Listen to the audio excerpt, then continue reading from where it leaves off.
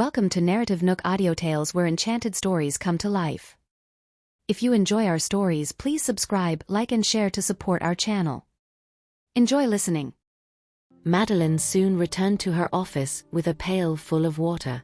Without hesitation, she poured the contents of the pail onto Christina's body, making sure to drench the latter completely. "If killing isn't against the law, I would have poured a bucket of boiling molten iron on her," Madeline added. She glared at Christina viciously, waiting for the latter to regain consciousness. Lucian and Roxanne waited with anticipation for her to stir, curious to find out how she would react to the situation. A few seconds later, Christina's eyes fluttered open. Confusion rippled across her expression and she spun around, her eyes widening when she noticed Lucian and Roxanne standing there. For a moment, her breath hitched in her throat. A look of sheer panic crossed her face as she realized she was completely drenched. At once, she curled into a ball and retreated hastily. Conflicting emotions filled her gaze. "It appears that you have outsmarted me, Mr. Farwell. Well, it's not surprising considering your intelligence was the trait that initially drew me to you." Christina's gaze was filled with intense loathing as she watched Roxanne holding tightly onto Lucian. Nevertheless, Roxanne wasn't afraid of her gaze at all. She discovered that Christina dared not meet Lucian's gaze. It was obvious Christina was trying to provoke them, but Roxanne wasn't in the mood to talk to her. It was simply not worth the time or energy to talk to someone like her. Lucian ignored her and reached out to take Roxanne's hand affectionately. Christina's pretentiousness crumbled upon that sight. She initially planned to act as though she couldn't care less, but deep down she was still unable to truly come to terms with Lucian and Roxanne being in love with each other. Madeline demanded, "Christina, you were the one responsible for all of the chaos that occurred at the hospital, weren't you?" She was appalled that Christina had the nerve to act so cocky and self-assured. Anger surged through her veins as she stormed up to Christina and delivered a hard slap to her face. The loud, sharp sound of a slap reverberated through the air, completely taking Christina by surprise. She turned to face Madeline.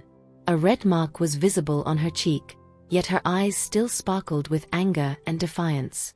She gave Madeline an insolent smirk and stated in a challenging tone, "Yes, it was me." "So? Are you surprised?" "Surprise?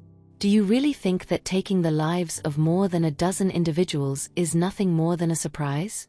Well, if that is the case, then I will give you a taste of your own medicine and show you what a real surprise feels like."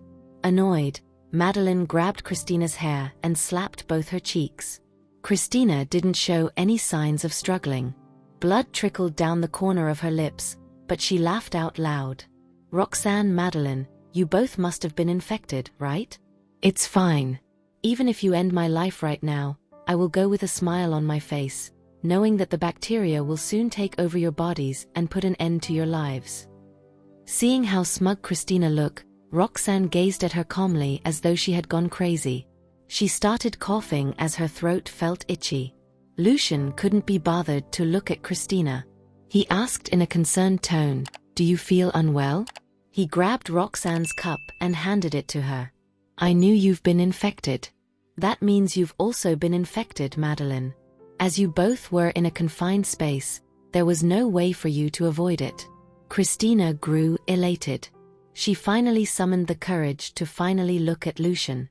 As she met his gaze, her expression grew placid and she uttered, "It's true that you are a proficient individual, Lucian. However, this particular situation is far from easy.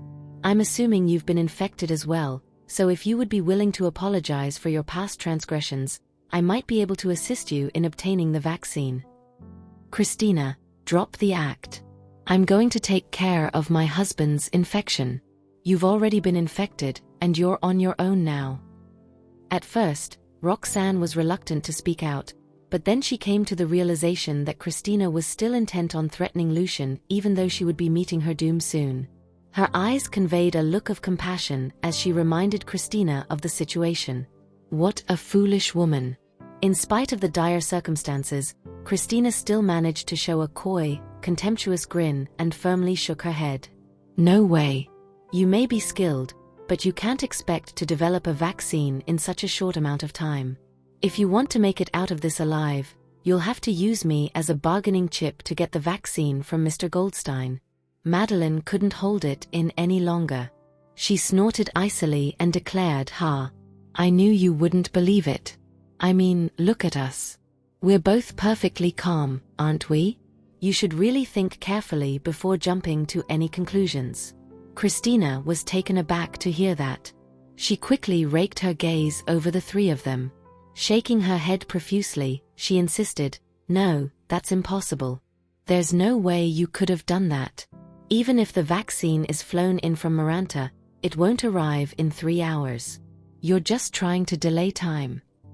"Delay? Do you honestly believe that I would permit someone else to dictate terms to me and direct the course of my life?" Lucian's voice was laced with icy contempt. Christina refused to believe either Roxanne or Madeline, but Lucian's words made her break down instantly. Lucian exuded confidence, and he made sure that anything he said was achievable. "Roxanne is capable of creating a vaccine." Astonishment struck her, and her heart was torn between a feeling of intense anger and an unwillingness to accept the situation.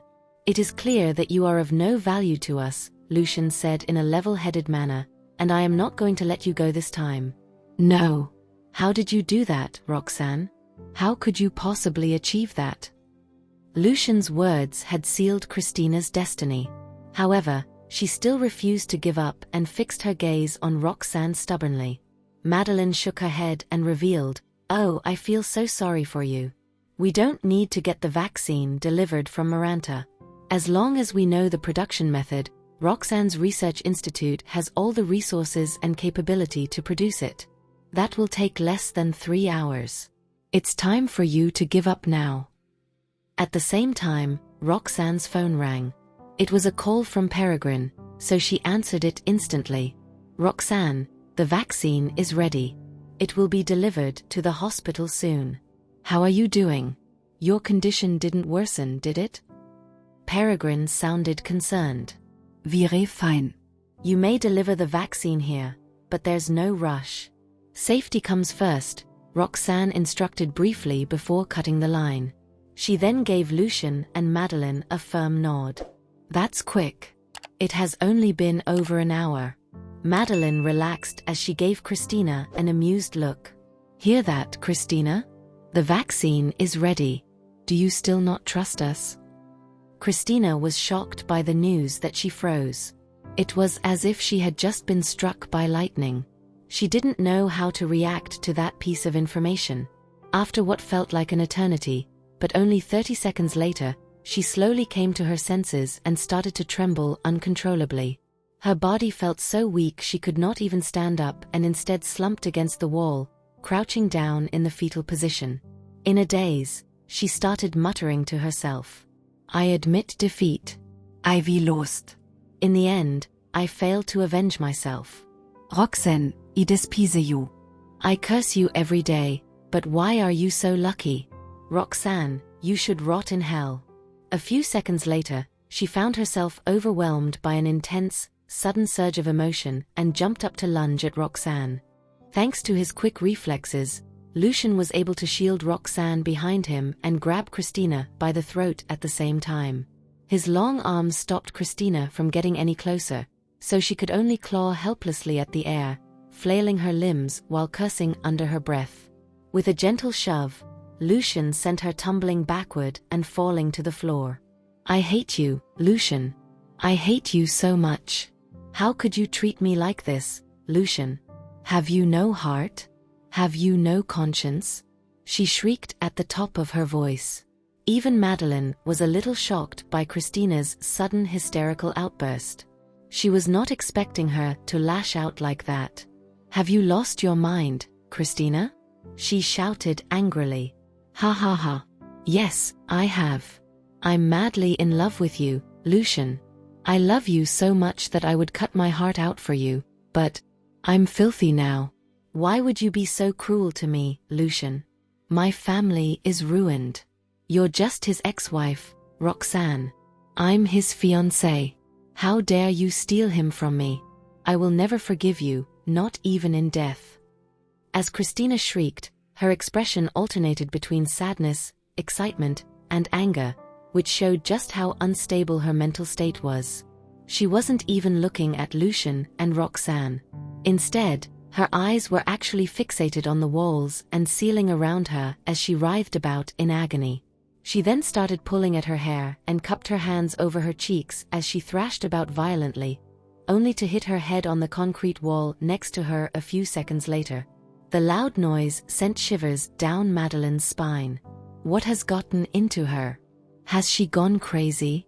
Madeline was clearly frightened by Christina's actions. The look in Roxanne's eyes turned gloomy as she said, "She's unable to cope with the overwhelming shock, so her subconscious is creating illusions to help her escape from the pain.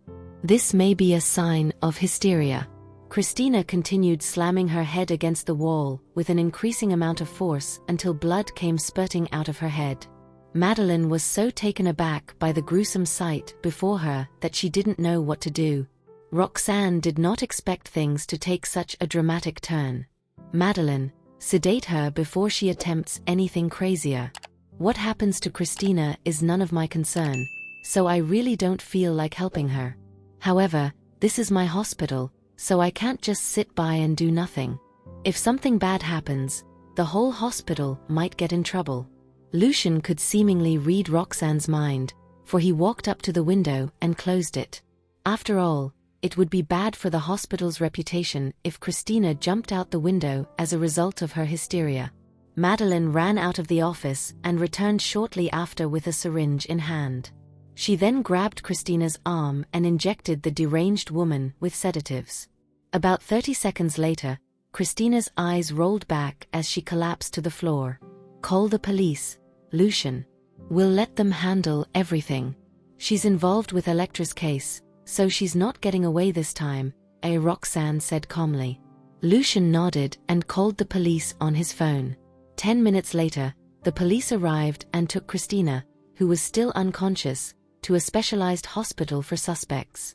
Peregrine came over later with some medicine. "I'll give this a try and see how it goes.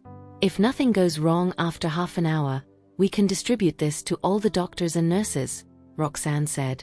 It was not the first time she had used herself as a test subject for her medication. Lucian frowned when he saw what she was about to do. He snatched the pills out of her hand and popped them into his mouth. "I should be the one to test it. You're pregnant, remember?" he reminded her while caressing her tummy. Peregrine froze in shock for a few seconds before congratulating Lucian. "Congratulations, Mr. Farwell. I have a feeling you'll be giving birth to twins this time. A boy and a girl." The result of Lucian's drug testing came out half an hour later. Fortunately for him, the drug worked really well and cured him of his cough completely. However, it left him feeling incredibly thirsty and caused him to sweat profusely. "Here, drink some water. The drug will stimulate your body's immune system to work together and eliminate the virus," Roxanne explained while handing him a bottle of water. "Will it affect pregnant women?" Lucian asked, still worried about Roxanne. "No, it won't. This drug will be absorbed into the intestinal walls and will be excreted within 8 hours. It'll be fine," Roxanne reassured him as she took the pills herself. Madeline followed suit before excitedly distributing the rest of the pills among the doctors and nurses. Just like that, the sudden crisis outbreak that started in the morning was finally averted at 1 in the afternoon. Jonathan approached the personnel from the Centers for Disease Control at the hospital entrance and updated them on the situation, prompting them to lift the restrictions on the hospital. Still worried about a certain individual, he then rushed back to the director's office, only to see Lucian and Roxanne having a sweet moment together. "Lucian, Roxanne, are you two okay? Where's Madeline?"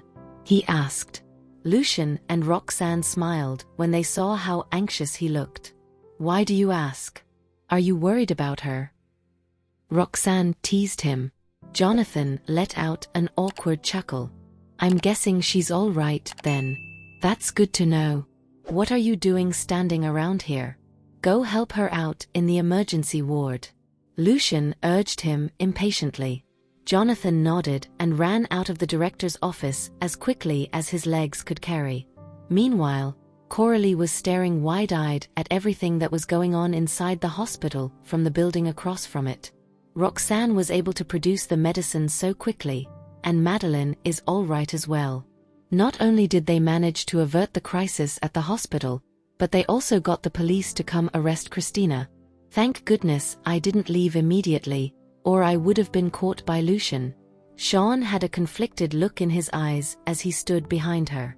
Coralie turned around to face her brother. Wearing a complex expression, she said sheepishly, "Thanks for rushing over and informing me in time, Sean.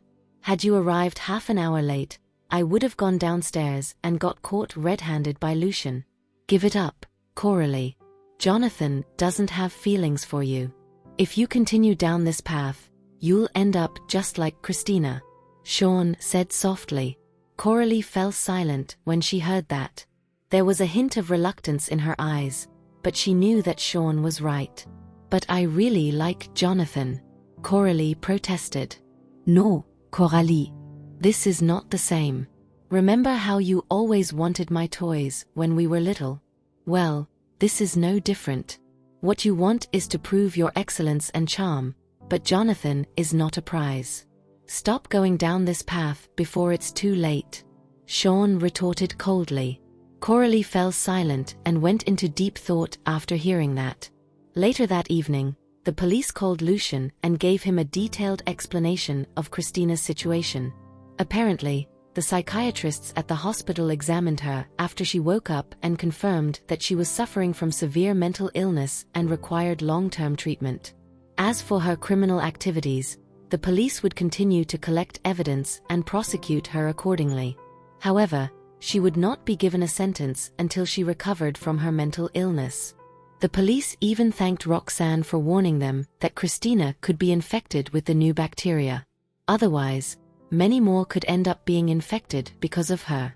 "Mr. Farwell, she has started to develop symptoms of the new bacterial infection. I heard that Miss Jarvis has already produced a drug that could cure those who are infected.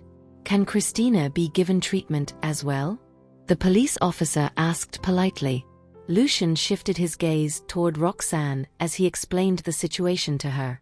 "Give it to her. It wouldn't be punishment enough if she were to die just like this," Roxanne replied coldly. The sky was drizzling outside the prison early in the morning. Roxanne and Lucian waited quietly in their Rolls-Royce until the large iron gate slowly opened. Colby, still wearing his prison uniform, listened to the middle-aged prison warden's advice. "Be a good person after you leave this place, and don't make any more mistakes." He nodded, curling the corner of his lips into a relieved smile. "I will, Mr. Zagami. When I find a new job and earn money, I will definitely come back to visit you. Thank you for always helping me." "You're most welcome. You don't need to come back here anymore. It's bad luck. Just get on with your life." "Go on," said the middle-aged prison warden with a faint smile. Colby assumed no one would be there to pick him up, so he didn't pay any attention to the Rolls-Royce parked outside either. An astonished expression spread across his face when he noticed Lucian showing up while holding Roxanne's hand to help her get out of the vehicle. "Colby, you're finally out." Lucian grinned slightly. Initially, they thought they would have to wait a few more months before Colby was released. Unexpectedly, the latter's sentence was reduced because of his good behavior in jail. The expression in Roxanne's eyes was calm and gentle. Having already forgotten past grievances, she nodded at Colby. "Hello, Mr. Galloway. Welcome back." Colby was utterly astounded, for he had never expected the couple to pick him up, let alone that Roxanne would give him a chance to return to the research institute. On the way, emotions churned within Colby as he watched the rapidly passing scenery outside the window. Lucian had originally planned a lavish lunch to celebrate Colby's liberation. However, Colby politely declined. "I've been eating plain and bland meals in prison, so it's not suitable for me to suddenly consume a sumptuous meal after coming out. That can easily cause indigestion and pancreatitis, which can be life-threatening." Roxanne nodded in agreement, while Lucian smiled and didn't insist. "Thank you for picking me up. I'll report to the Research Institute tomorrow. Please send me to this address as I need to deliver a message for someone in the prison," Colby piped up. Lucian and Roxanne agreed. They also reminded him to change into a different outfit as soon as possible. After all, walking around the streets dressed in prison uniform would attract too much attention. After sending Colby off, the couple returned to their car. "He really missed out, but since I've already booked the restaurant, let's have our meal there ourselves." Lucian's suggestion immediately received Roxanne's affirmation and support. Lucian and Roxanne finally decided to pick up the three kids at the entrance of the art academy after strolling around for an entire afternoon. Amidst the bustling crowd after school, Archie and Benny held Estella's hands on either side, ensuring their sister's safety as they exited the school. The three children were thrilled because their parents would pick them up from school that day. Upon spotting their parents from a distance away, they immediately quickened their pace. "Slow down. Don't run." Roxanne hurriedly reminded them, as there were too many people around them. Lucian, on the other hand, moved swiftly and ran toward the children's location. Just as he was about to reach them, several children suddenly emerged from beside Archie and Benny. The kids had a clear target. As they approached, they reached out to push Archie and Benny, causing them to lose their balance and fall heavily to the ground. Before falling, Archie and Benny let go of their sister's hand at the same time to prevent her from toppling over as well. The boys grimaced in pain after hitting the ground. Their knees scraped against the cement floor, and blood came oozing out from the Grey's wound. "Archie, Benny." Estella cried out in fear. Instantaneously, Lucian's pupils constricted, and his eyes gleamed with malicious coldness. He quickened his pace and strode over to his son's side. Subsequently, he trained his eyes on the few children who were trying to escape at once. Colors drained from Roxanne's face as she was frightened by the scene unfolding before her. She hastily jogged toward her children as well. "Archie, Benny, are you okay? Does it hurt?" Lucian helped the two kids up, his eyes filled with concern as he looked at the blood trickling down their knees. He was enveloped in an intense malevolent aura. Estella also rushed over to check on her two brothers. When she noticed they were both injured and bleeding, her eyes immediately reddened, and tears threatened to fall. "Lucian, don't let those kids get away." While running over, Roxanne felt rage boiling within her chest. Those children obviously harmed Archie and Benny on purpose. I clearly saw there were 4 of them. 4 against 2, not to mention launching a sneak attack. Those kids are simply evil to their cores. Lucian kept his eyes glued on those 4 kids, and he noticed they were trying to take advantage of the crowd to flee. As soon as Roxanne arrived, Lucian immediately sprang into action, quickly giving chase in the direction where the 4 children had gotten away. "Mommy, come and take a look at Archie and Benny," Estella shouted helplessly. Roxanne's heart tightened. Upon reaching their side, she immediately crouched down to examine the boys' injuries. Fortunately, the wounds weren't severe. They merely suffered from scraped skin and minor bleeding. She quickly took out some wet wipes to clean the wounds. "Does it hurt?" Roxanne carefully checked for any dust or small stones in the abrasions. "Mommy, don't worry. It doesn't hurt that much," said Archie, hastily trying to comfort his mother. Benny also comforted Estella. "Essie, we're fine. We aren't afraid of shedding a bit of blood because we're tough guys." Roxanne led the children to the car. Then, she took out the medical kit from the vehicle and carefully disinfected the wounds, stopped the bleeding, and sprinkled some medicinal powder on the injuries. That medicine could promote the rapid formation of scabs, specially prepared by her for the children's emergency use in case of bumps and cuts. It was very effective and wouldn't leave scars. Before long, Lucian returned with the 4 kids while wearing a dark expression. There was no way he was letting any of them go. "Archie, Benny." "Take a look at them. Do you recognize these children?" Roxanne glared at the 4 kids. "We do." Archie and Benny nodded. Then, They told their parents the 4 kids were in the same class as them. Although students in the art academy could choose their courses freely, they still belonged to a specific class. The 4 kids, like Archie and Benny, were all in the 6th class of the 1st grade. I asked them, and it turned out these 4 children targeted Archie and Benny because the 2 of them excel in various courses while they themselves are at the bottom of the class.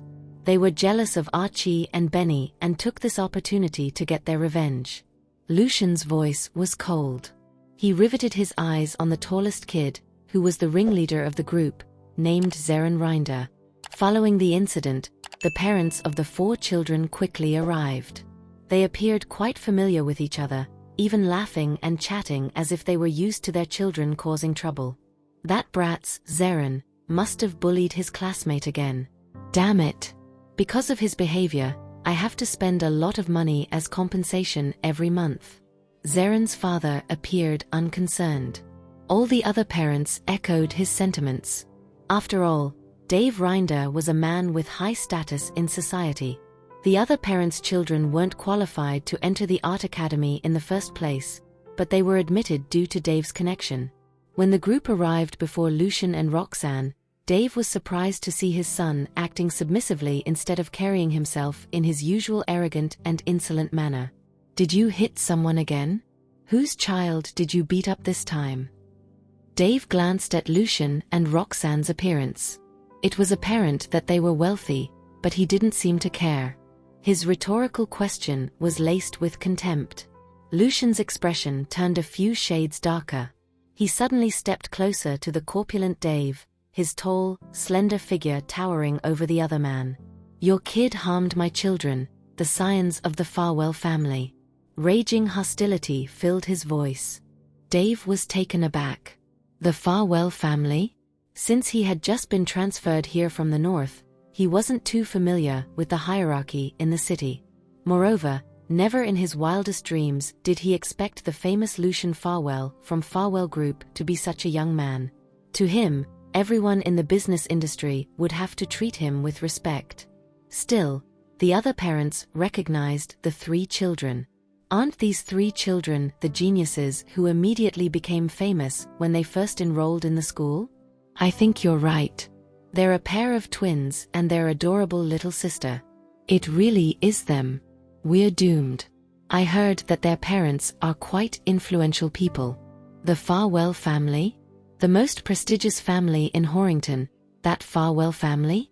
Dumbstruck, the parents stared at Lucian and Roxanne with fearful expressions. One of them hurried over to tug Dave's arm, winking repeatedly, anxiously hoping that the latter would take the hint. Dave was bewildered. The most prestigious family in Horrington? Following that, he met Lucian's piercing gaze, and his heart lurched in response. "Lucian Farwell? Mr. Farwell?" Dave stuttered in disbelief. Though he held a pretty significant position that even the school authorities had to show him some respect, he was nowhere as influential as Lucian Farwell of Farwell Group. Scared senseless, Dave froze on the spot as he gulped nervously. "So, why did your son attack my 2 kids?" Lucian inquired through clenched teeth. His tone was frigid. "I'm sorry, Mr. Farwell. My child was out of line. It's my fault for not raising my child properly. I'll make sure to teach him a lesson." One of the parents, who already came back to his senses, immediately strode over to his own son and slapped the child. Next, the other parents snapped out of their dazed states as well and immediately apologized profusely. "Mr. Farwell, it was all my son's fault. I'll get him to apologize to your children immediately. Mr. Farwell, it's my fault for not educating my son properly and allowing him to behave so outrageously. Hey, what are you waiting for? Hurry up and apologize to the Farwell. Are you deaf?" Apart from Zeren, the other 3 children's parents punished their kids severely without showing any mercy, punching and slapping them to teach them a lesson. The 3 children began wailing in agony, not understanding why they were being treated this way. Prior to this, nothing had ever befallen them when they followed Zeren's lead and bullied the other kids.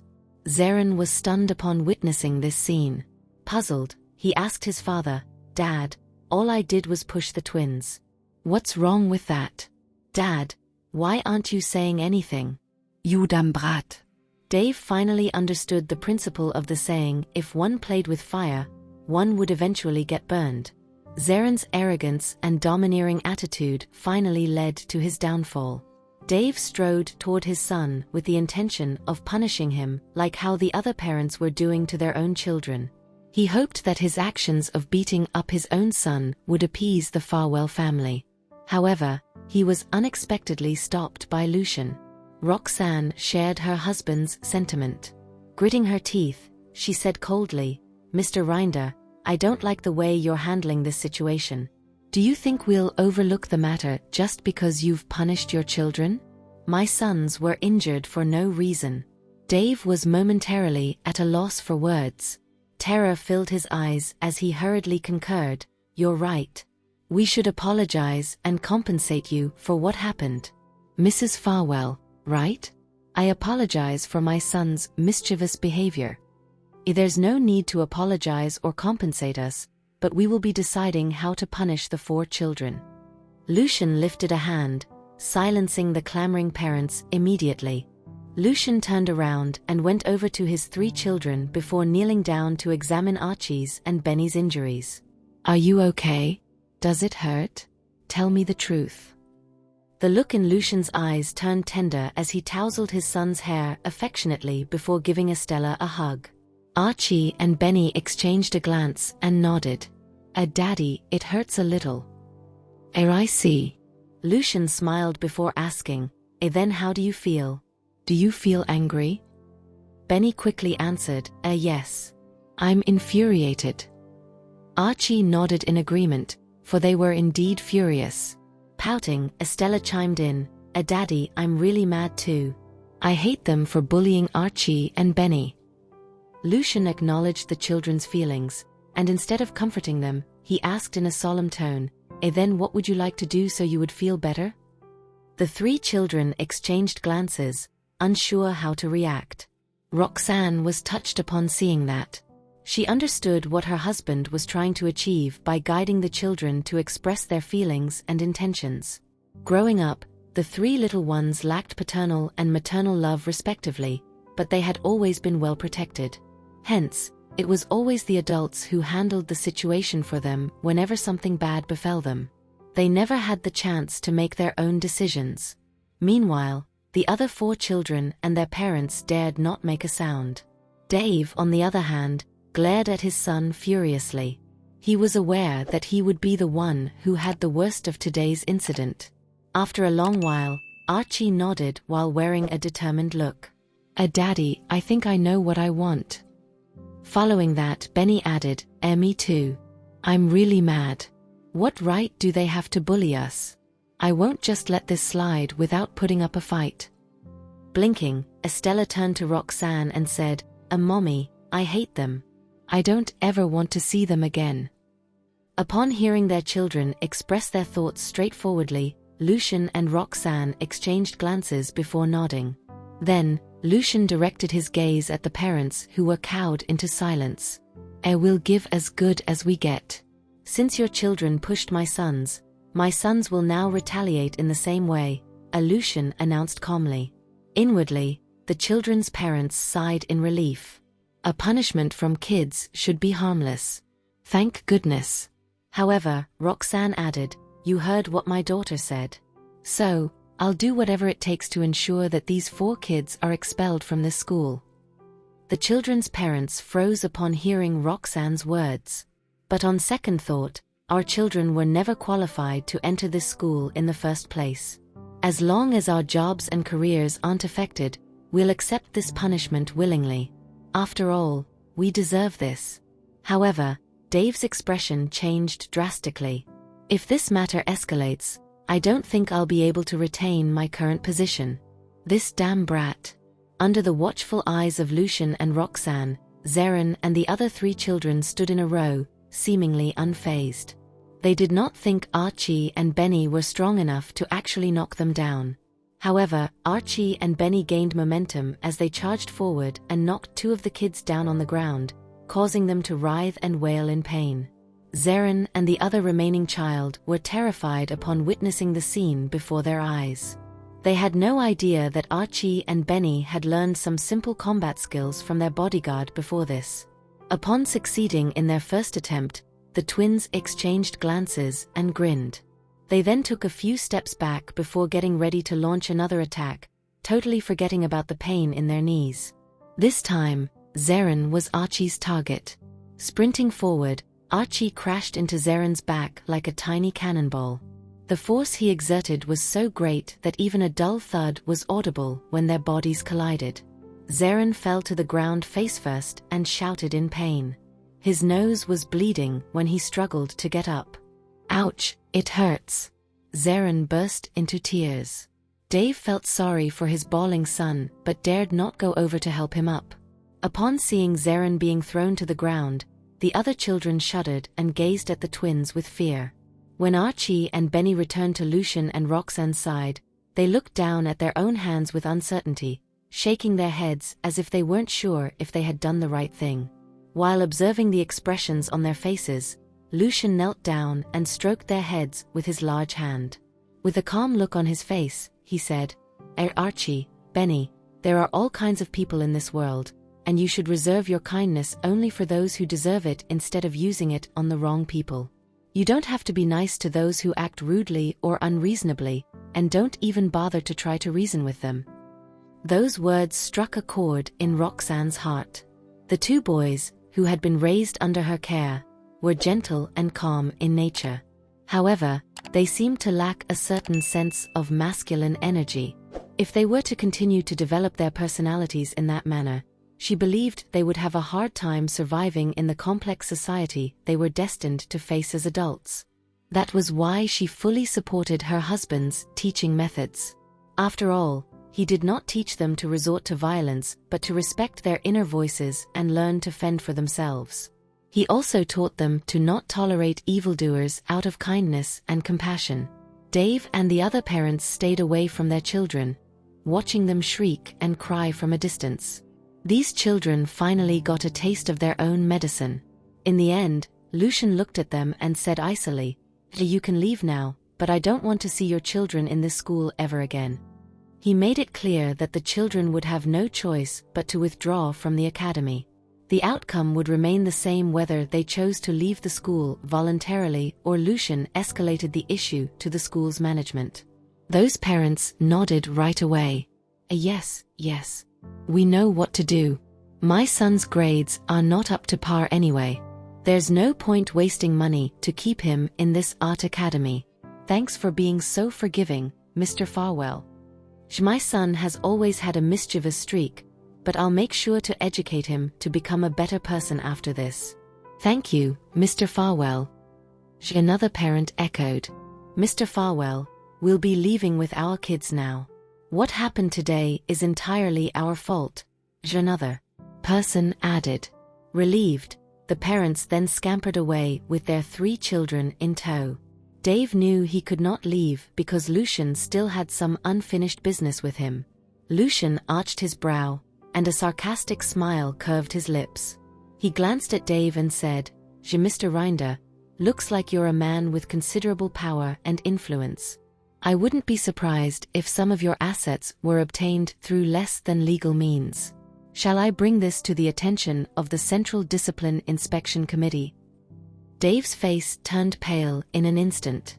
He knew Lucian would not let him off so easily, but he did not expect the man would be so ruthless. Yet, he did not have the courage to fight back. After coming to his senses, he began to tear up and begged for Lucian's forgiveness. Mr. Farwell, it's all my fault. I'm arrogant, and I'm not a good parent. I failed to teach my son properly, but I'll do my best to become a better person.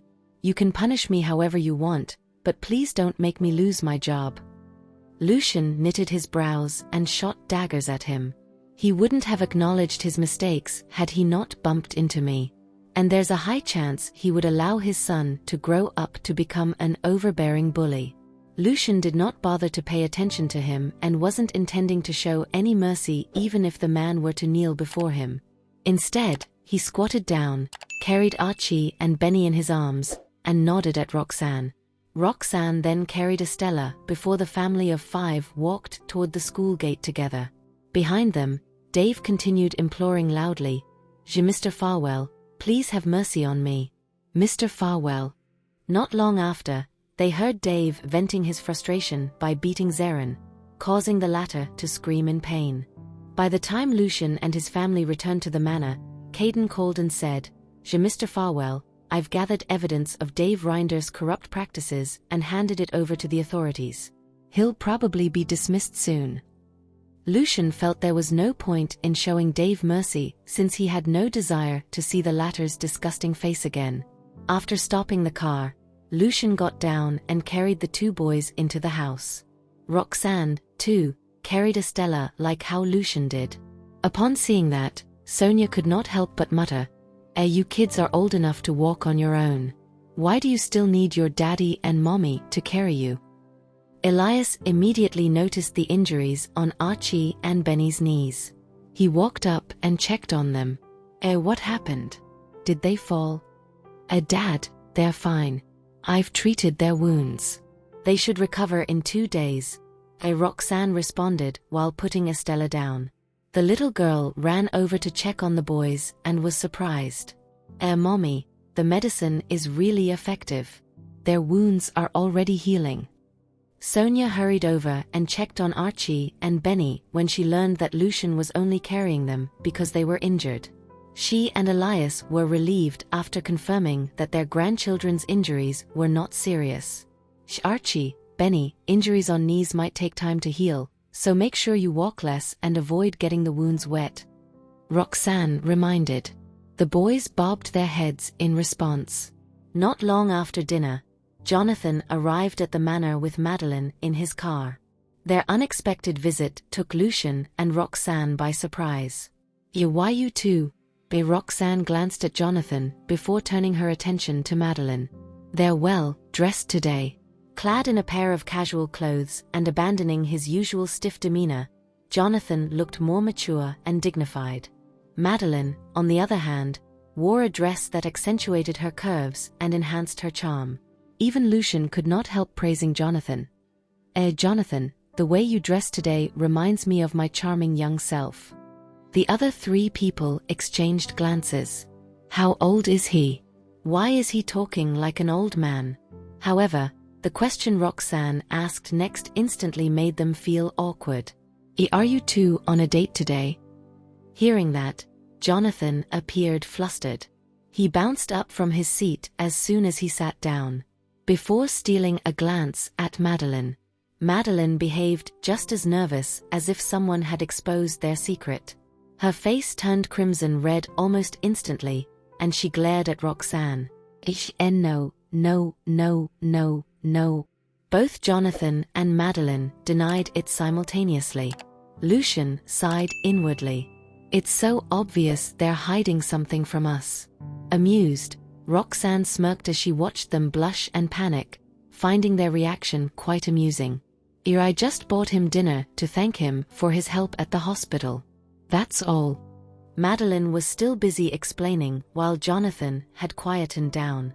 Lucian, Roxanne, we made a trip over here because my family found some exquisite herbs when they went to Zandinia to procure medicinal herbs. Since Roxanne is pregnant, I'm sure these exquisite herbs can supplement her nutrition. Jonathan explained the reason for their visit while Madeline inclined her head in agreement. That's very thoughtful of you, Jonathan. You seem to have changed a lot lately. Did something happen?